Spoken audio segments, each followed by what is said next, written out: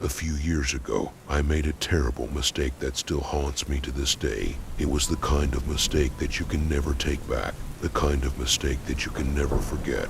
My friend Jennifer and I rented a cabin out in the forest for 2 weeks, hoping to escape the hustle and bustle of the city and connect with nature. But what we found was something much more sinister than we ever could have imagined. The cabin was isolated, with no other buildings for miles around. It was rustic and lacked electricity, but we didn't mind. We were looking for a true wilderness experience. For the first week, we had a fantastic time hiking, fishing, and observing the wildlife. It was peaceful and serene, and we felt like we were in a world of our own. But things took a dark turn during the second week. One day, while we were preparing lunch, there was a knock at the door. It was a man who claimed to be the landlord of the cabin, there to collect the rent for the week. But we had already paid in full, and we had the receipts to prove it. The man grew angry and threatened to call the police if we didn't pay him. I was furious, but I didn't want to escalate the situation, so I slammed the door in his face and hoped that would be the end of it.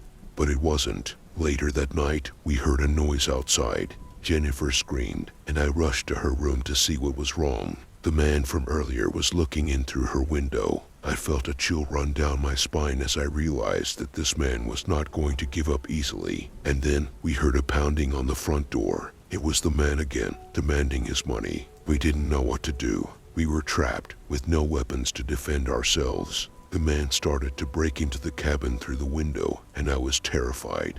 But Jennifer had a quick mind. She grabbed a heavy skillet from the kitchen and struck the man over the head with it. He fell to the ground, unconscious. We thought the nightmare was over, but then we saw what the man was holding in his hand. It was a meat cleaver. He had been trying to break into the cabin to kill us. We had narrowly escaped a brutal death, and I couldn't believe how lucky we had been. The rest of the trip was a blur. We left the cabin the next day and never looked back. But the memory of that man and his meat cleaver haunted me for years. I couldn't shake the feeling that he was still out there, waiting for his chance to strike again. And I knew that I would never be able to truly escape the horror that we had experienced in that cabin in the woods.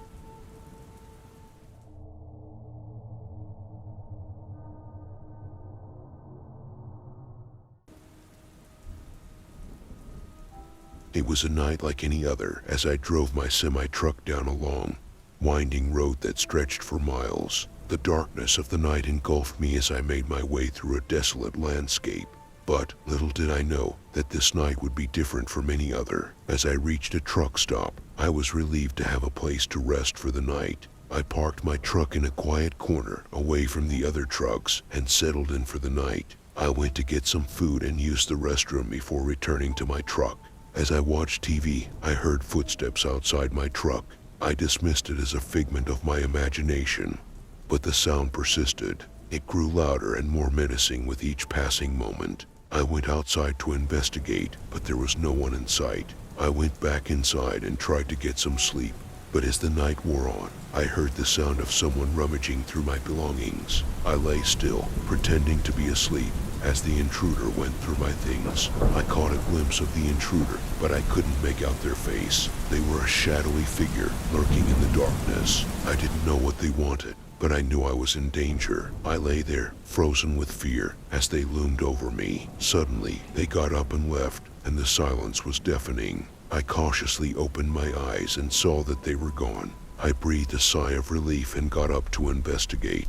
That's when I noticed that my wallet was missing, along with some of my other belongings. I realized that I had been robbed, but it was not the robbery that scared me. It was the realization that I had been watched, stalked, and violated. Someone had broken into my truck, invaded my privacy, and stolen my belongings. It was a violation of my trust and my personal space. I called the police, but they were unable to find any evidence of the intruder. They told me that it was just another case of robbery, but I knew it was something more sinister. I never felt safe in my truck again, and the memory of that night stayed with me for a long time. I stopped working as a trucker soon after that incident. The open road, once a source of freedom and adventure, now seemed like a place of danger and uncertainty. The experience changed me in ways I never could have imagined. It taught me that even in the vast emptiness of the road, danger could be lurking around every corner. and that sometimes the most frightening things are the ones we can't see.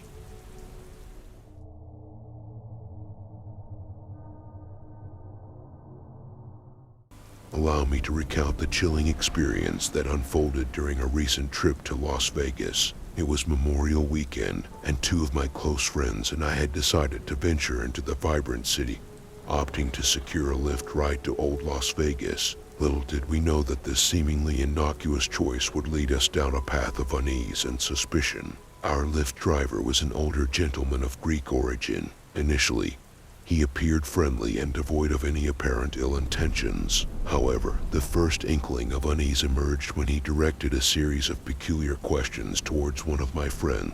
These seemingly innocent inquiries subtly sought to ascertain personal information about her hometown and its surroundings, allowing him to deduce the general vicinity of her residence. The uneasy feeling crept over us like a shadow. As the ride progressed, another peculiar turn of events unfolded. What should have been a mere 10-minute journey extended into an unexpectedly protracted half-hour ordeal. To our surprise and confusion, we found ourselves circling back to the very resort from which we had initially embarked. In response to our inquiry about this strange detour, the driver offered a vague and evasive explanation that failed to assuage our concerns. It was as if he were testing our awareness, gauging our level of intoxication to determine if we would notice his inexplicable maneuvers. At this juncture, a palpable shift occurred within our group. Conversation with the driver dwindled, replaced by a collective wariness. One of my friends discreetly messaged her mother, alerting her to the situation, while I quietly activated Google Maps to ensure our road was on track. Sensing our growing apprehension, the driver made a disconcerting proposition, suggesting that he could take us to an alternative destination if we were dissatisfied with our original choice. That was the tipping point. Anger surged within me, fueled by the need to assert our safety. I abandoned any semblance of friendly interaction, recognizing the unfortunate reality that women often face the choice between amicability and self-preservation in the presence of unfamiliar men. With a firm and assertive tone, I vehemently insisted that we be taken to our intended destination without any detours. It was imperative to convey that we would not be swayed from our course. His unflinching silence and lack of reaction to my outburst only intensified my concerns. Finally, after what felt like an eternity, the driver dropped us off at our requested location. We wasted no time in hastily exiting the vehicle, our hearts pounding with a mixture of relief and lingering fear. What chilled us to the bone was the realization that this driver boasted over 15,000 positive ratings. If this were indeed an attempted kidnapping, it suggested the existence of a larger, more sinister operation. Reflecting upon this harrowing encounter, it serves as a stark reminder of the vulnerabilities women face, and the unsettling truth that dangers can lurk beneath seemingly benign facades. Our instincts and vigilance proved invaluable in averting a potential catastrophe. It underscores the importance of remaining alert, trusting our intuition, and speaking up when confronted with unsettling circumstances. We must acknowledge that such incidents could be part of a more extensive network, demanding our collective action to ensure the safety and well-being of all.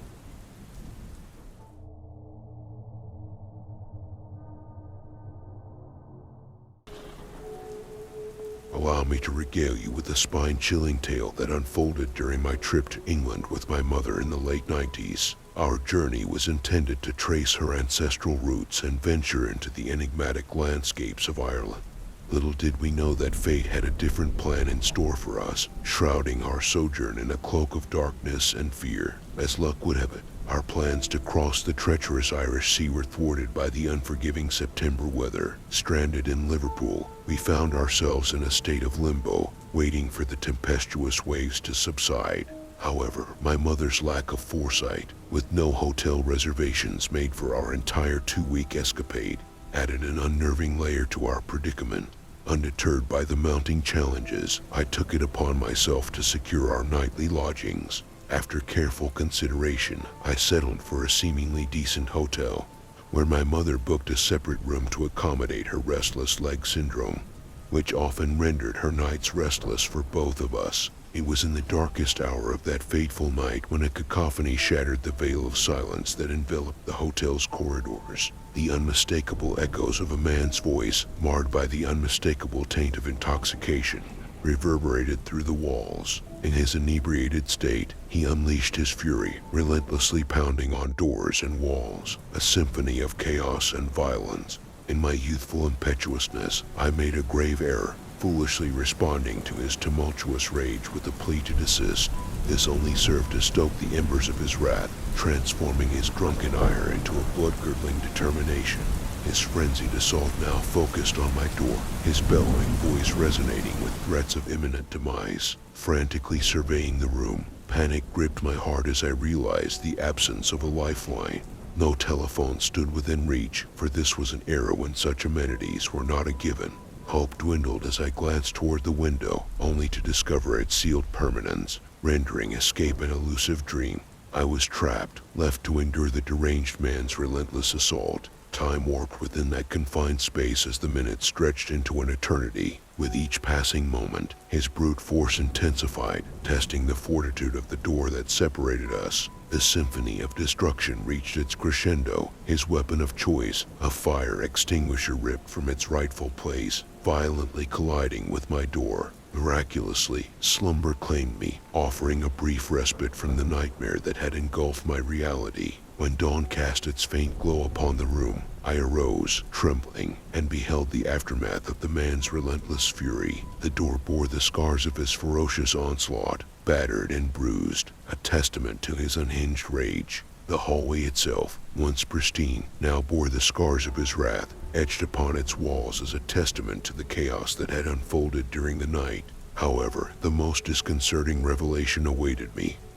Hidden within the depths of that unsettling morning, to my bewilderment, my mother, who occupied a room down the hall, claimed ignorance of the harrowing ordeal that had unfolded mere footsteps away. Astonished, I sought an explanation, desperate to comprehend her apparent obliviousness. Her response sent chills down my spine as she calmly confessed, "Oh yes, I thought I heard you screaming. Was that you, crying for help?" As we bid farewell to that haunted hotel and continued our journey, the unsettling echoes of that night lingered in my memory, a testament to the inexplicable and enigmatic nature of our experiences. The indifference of the hotel staff, the disbelief in their eyes when I recounted the horrifying events, only deepened the enigma surrounding that night. Throughout the rest of our trip, an eerie sense of unease followed us like a shadow. The picturesque landscapes and historical wonders we encountered held a mysterious allure, tinged with an underlying sense of dread. It was as if the malevolent presence that had haunted that hotel room had seeped into the very fabric of our journey, whispering its secrets in hushed tones. With each passing day, I found myself questioning the nature of reality and the boundaries between the seen and the unseen. How could my mother, so close in proximity, remain oblivious to the chaos that unfolded? Was it merely a trick of the mind, a collective delusion born from exhaustion and fear? Or did something more sinister lurk beneath the surface, weaving its web of deception? As the years went by, the memories of that harrowing night faded, buried beneath the weight of life's other trials and tribulations. Yet, fragments of that dark chapter lingered, serving as a reminder that there are realms beyond our comprehension, forces that defy explanation. It was only recently, while reflecting on past events, that a startling revelation emerged. The hotel, where our path intersected with the malevolent presence, had a history steeped in tragedy. Whispers of previous guests who had encountered unexplainable phenomena and strange occurrences began to surface. Stories of doors that refused to stay closed, disembodied voices that echoed through the halls, and shadowy figures lurking in the corners of unsuspecting guest rooms. Could it be that the hotel itself was a magnet for the supernatural, a conduit through which the energies of the otherworldly bled into our realm, manifesting in the form of drunken rages and relentless assaults? Perhaps my mother's perception was not as flawed as it seemed, but rather a testament to the hotel's ability to shield its guests from the horrors that unfolded within its walls. The incident, shrouded in mystery and unanswered questions, serves as a haunting reminder that there are forces at play beyond our comprehension. It teaches us to approach the unknown with caution, for even in the most ordinary of places, darkness can lurk, waiting to unveil its secrets. As I conclude this tale, its words etched upon the tapestry of memory, I offer a word of caution to those who venture into the uncharted realms of travel and exploration. Be mindful of the places you rest your weary souls, for the veil between worlds is thin, and the echoes of the past can cast a long shadow upon the present. And so, my friends, I leave you with this cautionary tale, a fragment of my own encounter with the inexplicable. May it serve as a reminder that in the vast tapestry of existence, mysteries abound, waiting to be unraveled by those brave enough to venture into the unknown.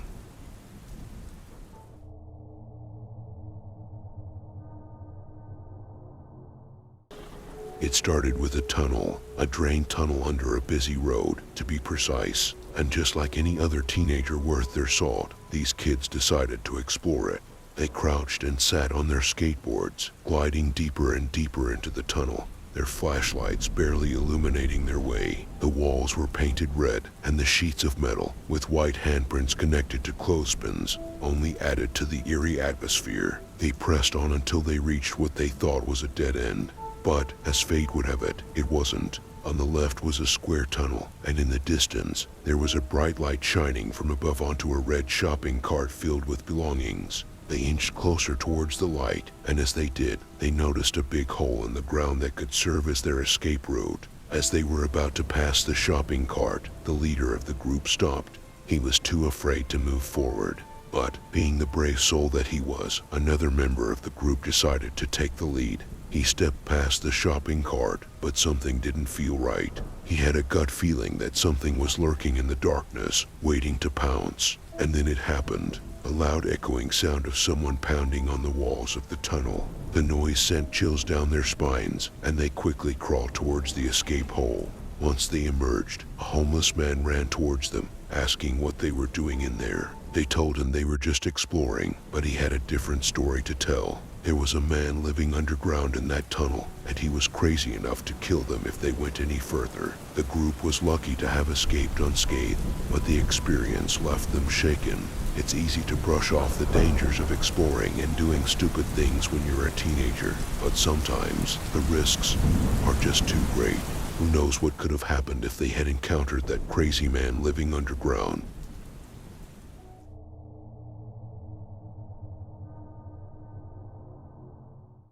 Growing up, my family moved just once after my youngest brother was born, and I recall how we bought a 3-story Victorian-style house. My parents wanted us to have our own rooms, and so we got a spacious place. The topmost floor had 1 bedroom, 1 study, and a bathroom. There was also an attic, which was a place to store things. It had no real ceiling, just pink insulation under the roof. We had to deal with the usual horror movie cliches. Several items stored in the attic by the previous owners of the house. It was mostly boxes of old books, old clothes hanging from poles, and tons of boxes full of National Geographic magazine.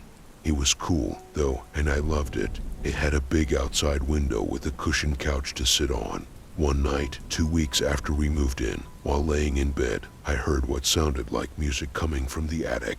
I mostly dismissed it, but it happened again the following night, and I could swear it was coming from somewhere above me. The tune didn't play all night, just for about 10 minutes at the same time every night. I thought one of my siblings was messing with me, and I even decided to keep an eye on the door one night to see if any of them had gone up there. After going up in the attic one night to make sure no one was there, I turned my bedroom light off and crouched beside the door. I watched and saw that no one had come or gone into the attic. But at around 11 p.m., I once again heard the song begin to play. I was a bit scared now, but extremely curious as to what was going on here. I decided I would go into the attic and find out. I crept out of my room and slowly over to the attic door. I opened it up and turned on the attic light. I went up the stairs, expecting someone to jump out and grab me at any moment. Once I was up the stairs, I was finally able to tell where the music was coming from. It was coming from that desk with a vanity mirror going slowly over to it. I noticed that one of the drawers was slightly open, and when I pulled it open, I found a small music box playing the tune. It was a simple box with a lid on it. and when I lifted the lid, I could see that it had a glass top on it that showed the inner workings of the box. When I turned it upside down, though, I felt my heart begin beating in my chest. There was a wind-up lever on the bottom of the box, and there was no way it could play on its own unless someone had wound it up. That meant someone was in the attic with me. I hadn't seen anyone enter or leave since I began watching. Quickly closing the box, I sprinted down the stairs and woke my dad. I explained to him what I'd found, and we came to the same conclusion. Someone was in the attic. He grabbed a bat and went to explore the attic. What he found gives me chills to this day. In the attic, at the very far end, there was a small door that led to a cubbyhole. We hadn't noticed it before. When he opened the cubbyhole, there was a small old woman cowering inside. She had empty cans of food and water and smelled foul as hell. He closed the hole back up and held it closed while my mom called the police. The woman happened to be the sister of the older lady we bought the house from. The police came and took her away, and we never heard from her again. My parents had the door sealed up and made sure that